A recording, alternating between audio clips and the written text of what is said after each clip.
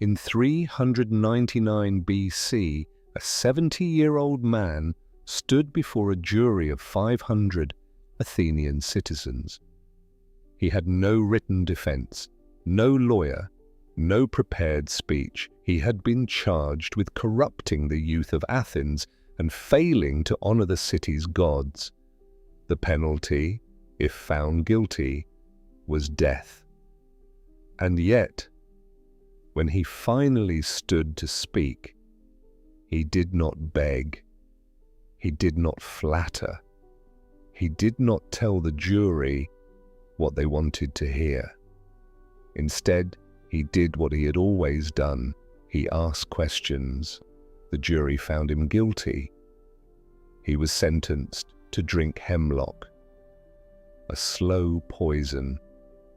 He died surrounded by his students, calm and unhurried, still asking questions until the very end. His name was Socrates. And the question he spent his entire life asking, the one question he believed could change the course of any human life, was not a question about the gods or politics or the nature of the universe. It was a question he directed at himself and at everyone he ever met. What do I actually know? In this video, I want to take you into the mind of Socrates, not through biography, but through the method he used. We are going to look at the Socratic Method, what it actually is, and why it is still the most powerful thinking tool ever invented. We are going to explore the concept he called Epistemic Humility, the strange power of admitting what you do not know. And we are going to look at one practical question you can ask yourself today that Socrates believed was the beginning of all wisdom. Stay until part 3. It is the part most people never apply, and it may be the most useful thing in this video. Imagine you are walking through the Agora, the marketplace of ancient Athens. It is a warm morning. The market is loud with merchants and politicians and poets, all talking loudly about the things they know. Everyone is certain. Everyone has an opinion. Everyone knows exactly how the city should be run, what virtue means, what justice looks like. And then Socrates walks up to you. He is barefoot. His clothes are plain. He looks by every measure entirely unimpressive, and he says, politely, almost gently, "You seem to know a great deal about justice.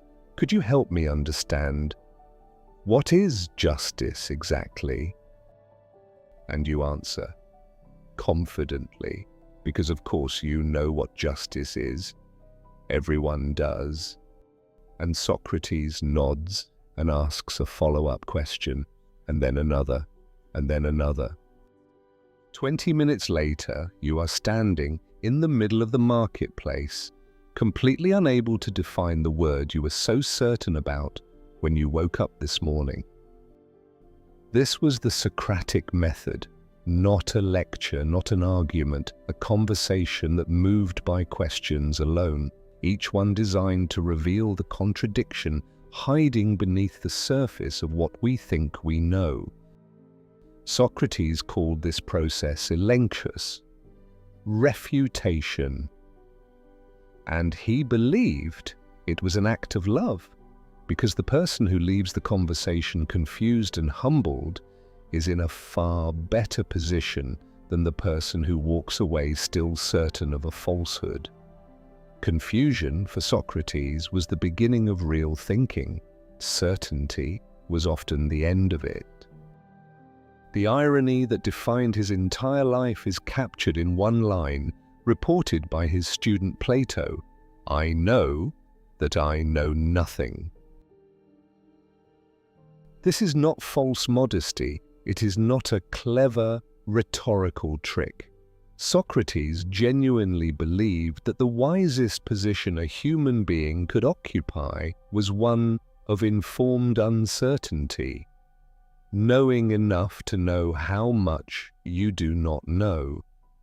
And 2,400 years later, modern cognitive science has confirmed what he suspected. The effect now has a name: the Dunning-Kruger effect. The less we know about something, the more confident we tend to feel about it. True expertise almost always produces humility, because the more you understand a subject, the more clearly you see its complexity. Socrates was describing this phenomenon centuries before we had the science to prove it. There is a story in Plato's Apology, the account of Socrates' trial, that reveals the exact moment Socrates understood his own purpose. The oracle at Delphi, the most respected source of divine wisdom in all of ancient Greece, had declared that no man was wiser than Socrates. Socrates was baffled. He knew, better than anyone, how little he actually knew, so he set out to disprove the oracle. He went looking for someone wiser than himself. He visited the politicians first. They seemed wise. They spoke with authority. They governed cities. They debated laws. But when Socrates began asking questions, he found that beneath their confident language was very little understanding of the things they claimed to know. Then he visited the poets. They wrote beautiful things, moving, profound things. But when he asked them what their poems meant, they could not explain them. They were inspired, but not knowledgeable. Then he visited the craftsmen, and here he found something interesting. The craftsmen actually knew their craft. Their knowledge was real and practical. But they made one fatal error. Because they knew one thing well, they assumed they knew everything well. And Socrates realized what the oracle meant. He was wiser not because he knew more, but because he was the only one who knew what he did not know. Think about the last time you were absolutely certain about something. A political opinion, a judgment about another person, a decision you made, certain in the way that felt like it needed no further examination. Now ask yourself, did you arrive at that certainty through careful investigation, or did you arrive at it because it confirmed something you already believed?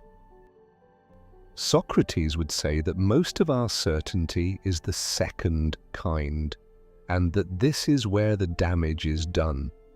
Not through ignorance itself, but through ignorance that does not know it is ignorant.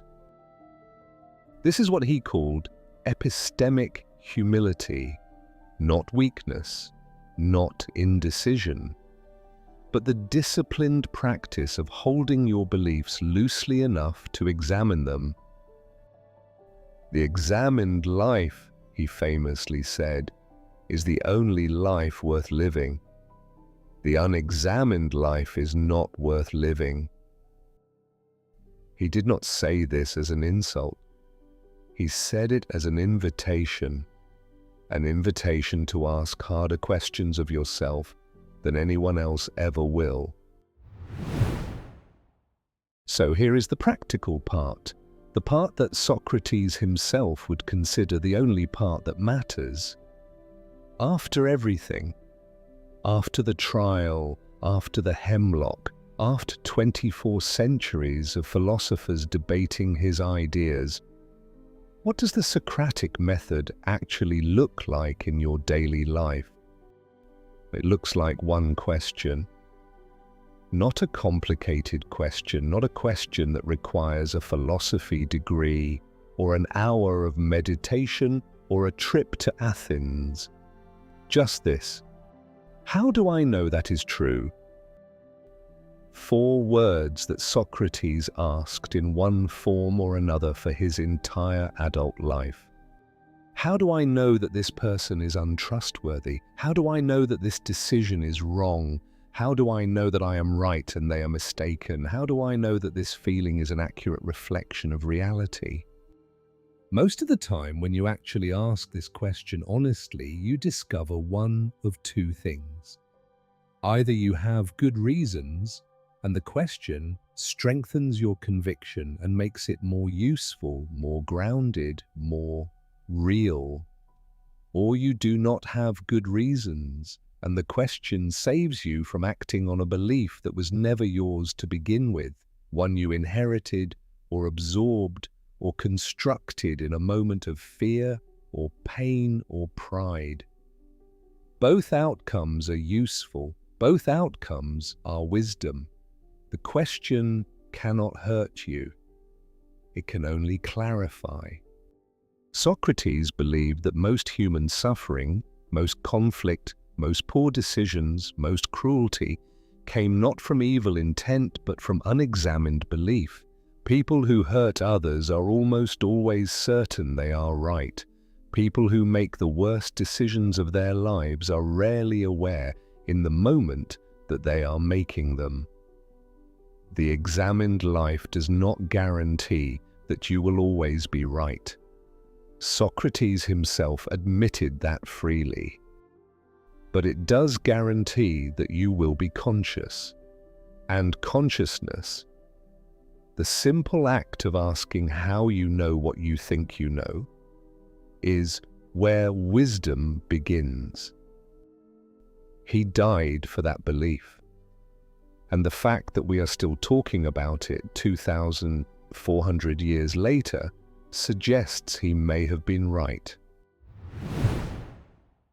Socrates wrote nothing, not a single word. Everything we know about him comes through the writing of others, primarily Plato, who sat with him, studied with him, and watched him die. This is perhaps the most Socratic thing about him. He was suspicious of the written word. He thought it gave the illusion of knowledge without the process that creates real understanding. Real understanding for Socrates only happened in the conversation, in the friction, in the moment when a confident person runs out of answers and has to sit quietly with the honest limits of what they know. The Socratic Method, Epistemic Humility, the one question, three ways of saying the same thing, that the beginning of wisdom is not knowing more, it is being honest about how little you actually know, and having the courage to ask the question anyway. Here is your one practice from this video. Today, in the next conversation you have, in the next strong opinion you feel, in the next decision that feels completely obvious, stop for 10 seconds and ask, how do I know that is true? Just ask it. You do not need to answer it perfectly. Socrates never claimed to answer it perfectly either. The asking is enough. Next week, we are going into the Eastern world for the second time, the Buddhist idea that has been quietly eliminating suffering for 2,500 years. Subscribe so you do not miss it. And if this video made you think, share it with someone who would appreciate it. That is the most Socratic thing you can do. I will see you in the next one.